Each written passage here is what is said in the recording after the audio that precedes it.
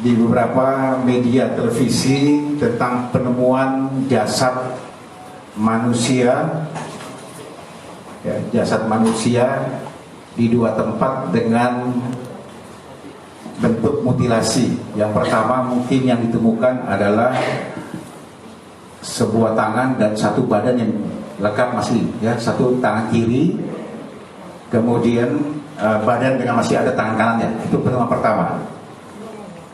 Ya, sahabat media, kemudian dilakukan penyelidikan bersama-sama dengan Polres Bekasi, di backup oleh teman-teman dari Resmo Polda Metro Jaya, ya, karena kejadiannya di Bekasi. Dalam waktu 3 hari berhasil kita dari teman-teman Resmo berhasil mengungkap dan menangkap 1 orang pelaku, dan juga berhasil mengamankan 2 potongan lain.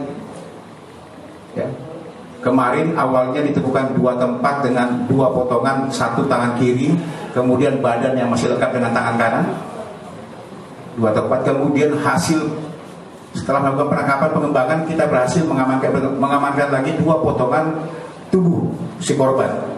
Yang pertama adalah kaki, dua kaki yang dibungkus jadi 1 di pinggiran kali, ya, pinggiran got itu. Kemudian potongan terakhir yang kita temukan adalah potongan kepala daripada korban. Jadi 4 potongan yang berhasil kita amankan dengan korban inisialnya adalah DS. DS ini kalau di KTP-nya pelajar atau mahasiswa, tapi pengakuan daripada tersangka bahwa DS ini bekerja, ini masih dalam.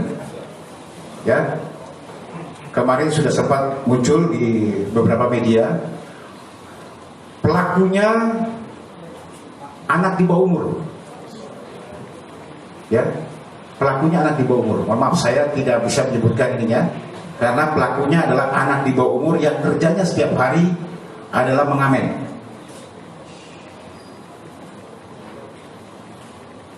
Masih di bawah umur 17 tahun. Pekerjaannya adalah setiap hari adalah pengamen. Korban dengan pelaku ini sudah sejak bulan Juni 2020 yang lalu berkenalan pada saat di dalam satu kendaraan umum, pada saat si korban memang pelaku kerjanya adalah sebagai pengamen. Kemudian mereka bertemu di situ.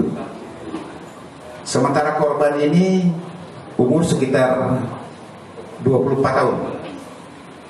Ya. Perkenalan di sana. Kemudian setelah itu mereka ketemu lagi di bulan Juni 2020 pada saat korban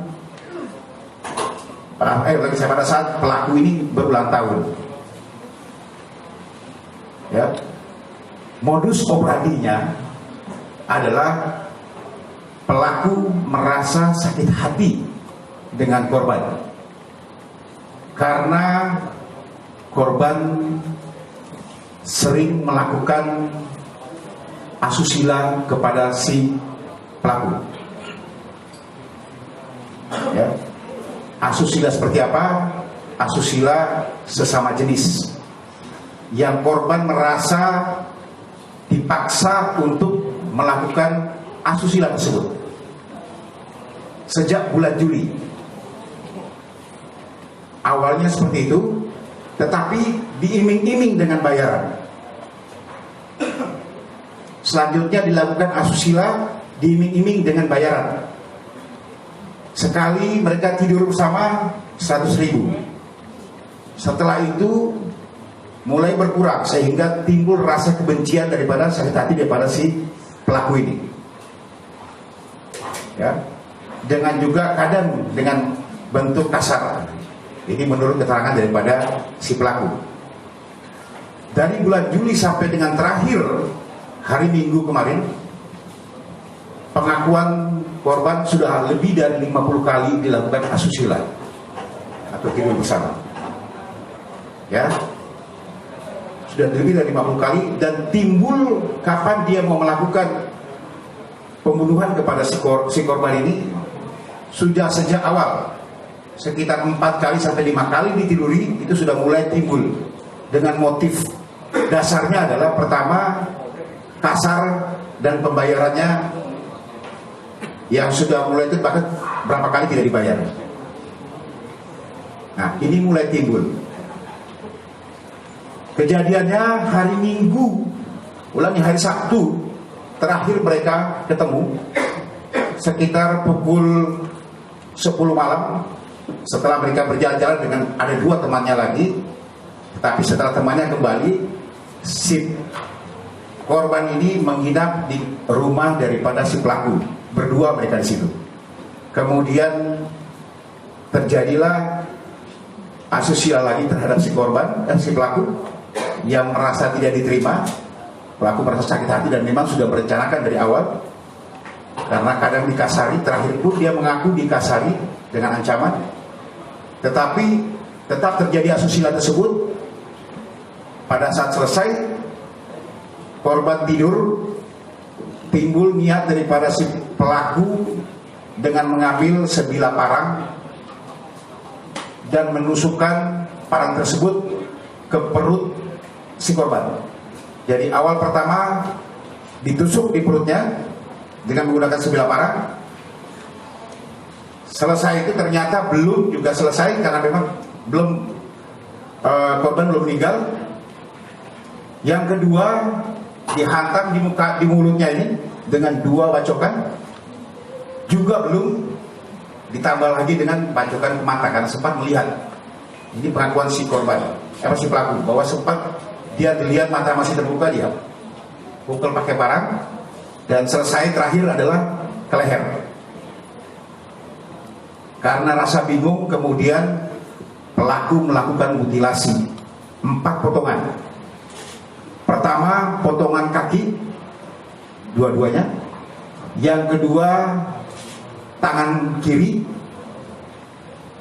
Yang ketiga, kepala. Tetapi sebelum dia lakukan mutilasi, untuk meyakinkan lagi, dia buatkan tusukan lagi di perut, di dadanya ini sebanyak 4 kali tusukan. Yang terakhir sebelum juga dia mutilasi, muka ini dicerca semuanya berkali-kali, ya. Mungkin nggak bisa kita lihat karena ini. Setelah itu dimutilasi, dibungkus menjadi 4 bagian. 1 kepala, yang 1 kaki dijadikan 1 tangan sendiri, dan juga badan yang masih lengkap dengan tangan kanannya dibuang di sekitar tempatnya sana dengan 4 tempat pembuangan. Itu yang saya sampaikan tadi awal. 4 TKP mutilasi yang ditemukan jenazah potongan-potongan sebanyak 4. Setelah itu tersangka meninggalkan rumahnya. Ini yang kemudian dilakukan penyelidikan oleh teman-teman dari Resmob dan berhasil menangkap pelaku pada saat pelaku sedang bermain game di salah satu tempat warnet. Ya. Ini mungkin yang saya sampaikan teman-teman semuanya. Sementara pelaku kita jerat dengan pasal 340, kemudian 338, 36 dan 365.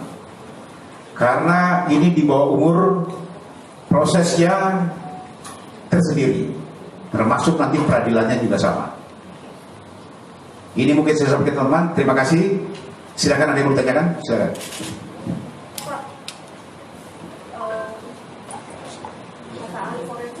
Meskipun dia itu penunjukan dan mutilasi, tapi dia itu anak di bawah umur, terus ada pendampingan yang khusus dari KPAI dan itu bagaimana? Ya betul, memang aturan. Makanya saya katakan tadi, sistemnya berbeda dengan orang dewasa. Perlu pendampingan. Nanti semuanya ada, sudah kita edikan. Ada pendampingan nanti semuanya, termasuk nanti peradilannya pun berbeda dengan orang dewasa. Ya, oke, silakan. Kita jadwalkan, memang mudah-mudahan hari ini bisa kita lakukan pemeriksaan kejiwaan, ya, kejiwaan terhadap si pelaku sendiri.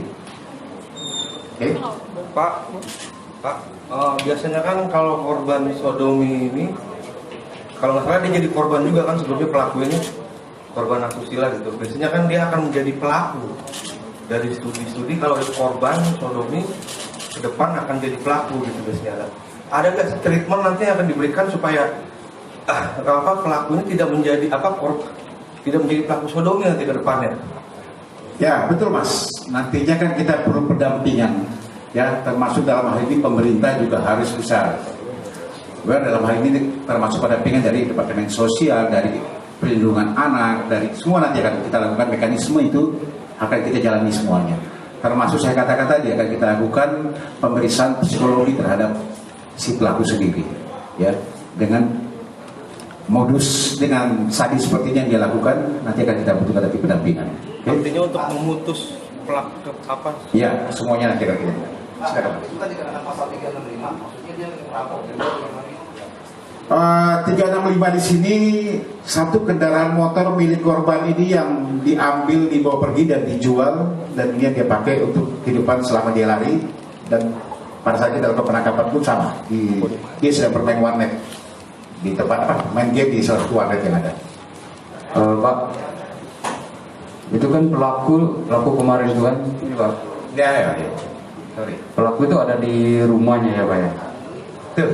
Nah, apakah orang tuanya tidak tahu bahwa ada kejadian tersebut di rumahnya? Pelaku tinggal di rumahnya sendiri karena orang tuanya ada di kampung. Ya, bahkan selama 3 hari ini setelah kejadian rumah pelaku pun dikunci dan dia pergi. Belum sempat dibersihkan semuanya. Masih ada genangan darah pada saat dilakukan pemeriksaan oleh tim dari Resmob Polda Metro Jaya. Okay.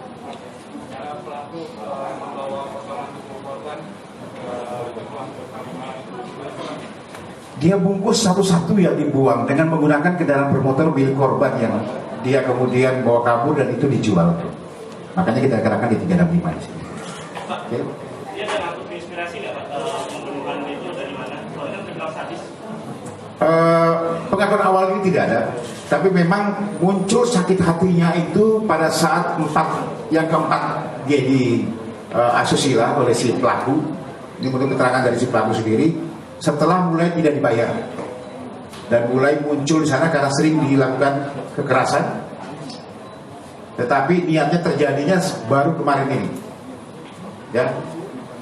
Oke. Pak, kalau untuk pelaku latar belakang pendidikannya seperti apa ya Pak? Dia masih SMP ya terakhir, tapi setelah itu dia serabutan, dia lebih banyak ngamen di antara bus ke bus, itu menurut pengakuannya. Kalau terkait mutilasinya, apakah memang sudah direncanakan sejak awal atau mungkin karena sakit hati atau mungkin karena takut ketahuan? Saya katakan lagi tadi bahwa dia niat sakit hati sekali akan membunuh si korban sejak 4 kali, yang keempat kali ini. Tetapi mutilasi ini terdesak menurut dia, karena dia nggak tahu harus kemana lagi karena korban sudah dalam kondisi yang sudah hancur. Kemudian dilakukan mutilasi untuk membuang bukti yang ada. Itu bukan dia. Pak, Cukup, Pak, ini pertama kalinya pelaku melakukan hubungan seks sama jenis atau sebelumnya juga pernah dengan orang lain, Pak? Dengan orang lain? Kalau pengakuannya inilah yang pertama kali dengan si korban ini. Pada saat bulan Juli di ulang tahunnya, dan pada saat itu si korban ini menginap di rumah daripada si pelaku ini. Dalam keadaan tidur, kemudian korban melakukan aksinya. Ya, ini pengakuan dia baru pertama kali. Makanya kami masih akan mendalami itu saat ini semua. Ya, cukup teman-teman? Cukup. Ya. Enak saya kalau ini penutup terus bagus sekali. Lagi dari kasus pertama dan kasus kedua dan senjata api, ya kasus-kasus yang lain yang banyaknya peredaran senjata api, sehingga bisa dikatakan belakangan ini bahwa peredaran senjata api ilegal. Ini hal-hal yang terjadi yang sangat menakutkan bagi masyarakat. Apa antisipasi dari pihak Polda ini untuk mencegah banyaknya peredaran ini? Karena ini juga tidak bisa satu dua dari kasus lain juga semua itu ada kaitannya dengan senjata api. pengawasan senjata apinya kadang kita lakukan perketatan lagi ya dalam hal